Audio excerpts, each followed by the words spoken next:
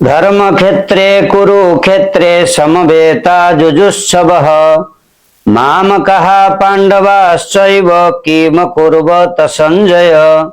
भगवत गीता प्रथम अध्याय प्रथम श्लोक रे धृतराष्ट्र निजर मंत्री संजय को पचारुचंदी युद्ध अभिलाषी माने युद्ध पाई इच्छा करी दुर्योधन आदि मोर पुत्र माने मामकाहा एवं युधिष्ठिर आदि पंडु पुत्र माने पांडवाहा एकाठी है एकत्रित होई को जगारे ना धर्म क्षेत्र रूपक कुरुक्षेत्र नामक युद्ध भूमि रे कौन कले ए प्रश्नर कौन अभिप्राय।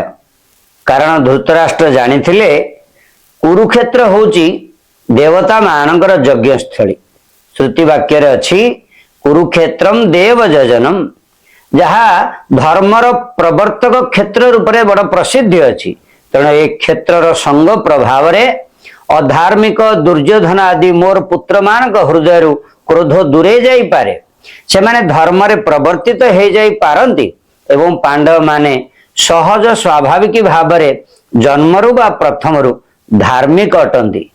तेणु उभय भितर विवेक उदय हेबा हेतु ए बंधु हिंसा को अनुचित जानी उभय संधि पाई सहमति हो जाई पारंती।